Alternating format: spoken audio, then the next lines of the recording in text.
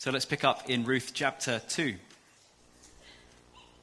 Now Naomi had a relative on her husband's side, a man of standing from the clan of Elimelech, whose name was Boaz. And Ruth the Moabite said to Naomi, "Let me go to the fields and pick up the leftover grain behind anyone in whose eyes I find favour."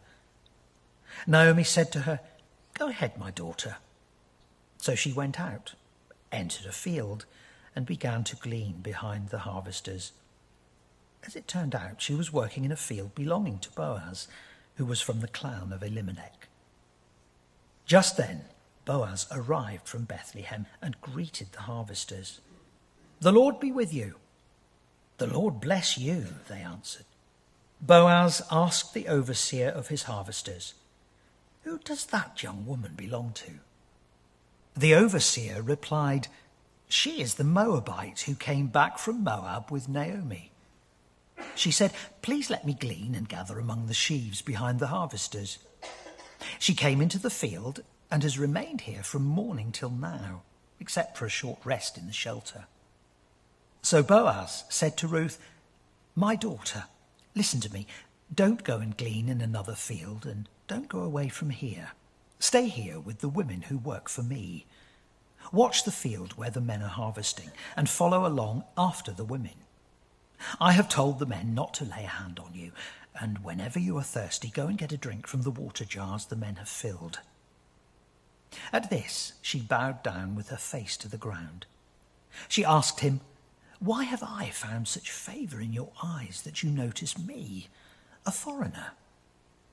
Boaz replied, "I've been told all about what you have done for your mother-in-law since the death of your husband, how you left your father and mother and your homeland and came to live with a people you did not know before. May the Lord repay you for what you have done. May you be richly rewarded by the Lord, the God of Israel, under whose wings you have come to take refuge. May I continue to find favour in your eyes, my Lord," she said.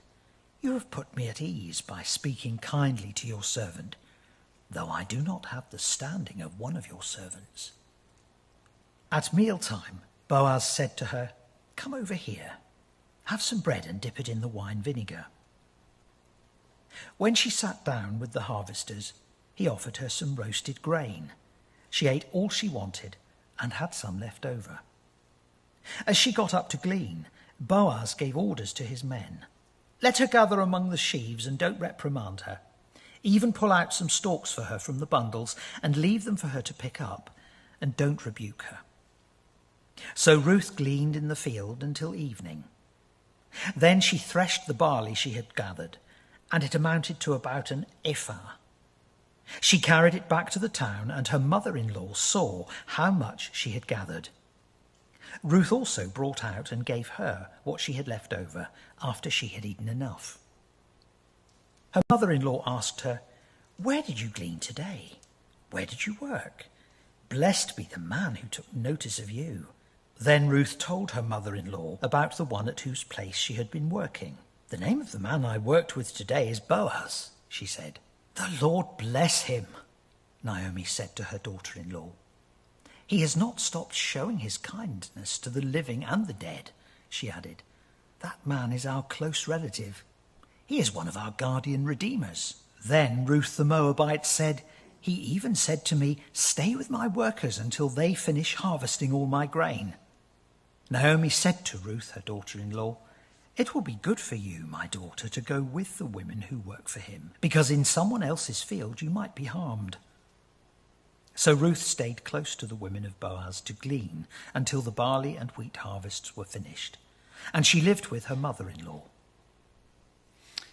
So in the last chapter, we saw Naomi and her family move from Israel to Moab in a shocking move. They were avoiding a physical famine, yes, but they were willing to take on a spiritual famine instead, the Moabites being the enemies of God's people. Now, we were not told why or even what causes it, but in 3 verses, all 3 men in the story so far are dead. Naomi's husband and her 2 sons, who by this point are married, they all die. And in the blink of an eye, everything Naomi has ever known and loved is buried in the ground. Suddenly she's alone. Or at least that's how she feels. And that's an important distinction. Just look for a moment at the speech at the end of chapter 1 that leads us into chapter 2. When they arrived in Bethlehem, the whole town was stirred because of them, and the women exclaimed, "Can this be Naomi?" Imagine them kind of whispering behind cupped hands. "Don't call me Naomi," she told them. "Call me Mara, because the Almighty has made my life very bitter. I went away full, but the Lord has brought me back empty." Note that loneliness, that emptiness that grief can cause. "Why call me Naomi? The Lord has afflicted me. The Almighty has brought misfortune upon me." In effect, God has turned his back against me. I left here full. I came back here empty. Now I have nothing and no one. I have no hope. I have no future. I have no home. I have no family. I am alone, she says. But she's blinded by her grief, because that's not true. She's not alone. The narrator won't let us get out of chapter 1 with the impression that Naomi is seeing things clearly. She is not without help, and she is not without hope. Just look at verse 22. "So Naomi returned from Moab, accompanied by Ruth the Moabite." We are directly told that information in response to what she has said. She is not alone. She is not empty, despite what she says or thinks or feels.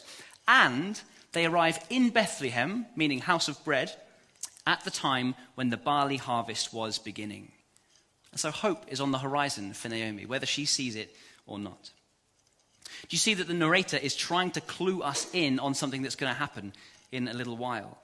One of the major themes in the book of Ruth is that there is always a bigger story unfolding. There is a greater power at work. All of our joys and even all of our sorrows play out in the palm of God's hand. He is completely in control. He will use even these events for the good of Naomi and Ruth. And at the end of chapter 2, even Naomi will start to see that this is the case. So in Ruth chapter 2, immediately we're introduced to a man called Boaz. He is a relative of the family from the tribe of Judah and in the clan of Naomi's late husband. As we read in verse 1, he is a man of standing. So he's decent, he's honorable, he's a man of integrity. Now, here's how we know he's a man of integrity, from his practice. The Old Testament law of Deuteronomy 24 tells us if you own a field, you shouldn't harvest right to the edges of that field. You should leave some of the produce of the field for those who are poor, for the foreigner, for the fatherless, for the widow. Now, Boaz is one of these landowners, and as we're about to find out, he actually does this. He actually does leave gleanings for people to come and pick. He obeys God's law. He chooses not to squeeze every inch of his land for every bit of profit he can generate. Instead, he leaves some resources so that the poor can come and help themselves. Now, that is not a given, not at this point in Israel's history. We are in the time of the judges, after all. The book of Judges ends with the sentence, "In that day Israel had no king, and everyone did what was right in their own eyes." Well, not Boaz. In a time when everyone does what is right in their own eyes, Boaz does what is right in God's eyes. He obeys God's law. Isn't that interesting? It doesn't benefit him, at least not materially, to actually go ahead and do this. They are, after all, recovering from a recession, a long-lasting famine in the land. Shouldn't he just gather every penny for himself? Shouldn't he look out for number one? No. He is obedient to God, and it will cost him. But Boaz loves God, and he loves God's people, and so he is obedient, even when it costs him. That obedience is going to be pivotal in this story. Were it not for that obedience, none of the rest of the story could have worked. Do you see that? So then, Ruth, aware of this provision for the poor in Israel, she goes out to pick up scraps of food from the corner of a stranger's field, as she puts it. Now, it's easy to romanticize what Ruth is doing here in this part of the story. You imagine a lovely sunny day, a wide open field bursting with grain, a gentle breeze, perhaps the sun rippling through the barley like a Quaker Oats advert. In reality, as I heard one preacher put it, this is the equivalent of picking up tin cans from the street and bundling them in your arms and taking them to the recycling center in exchange for a few pennies at the end of the day.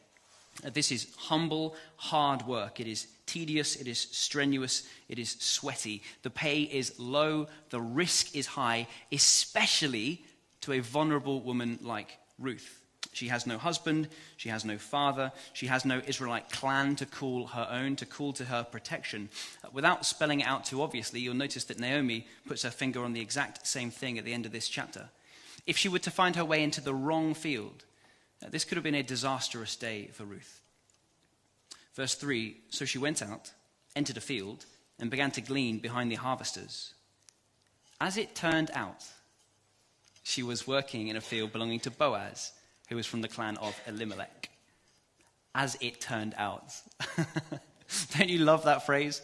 It is just dripping with irony. You know how the story develops over the next couple of chapters.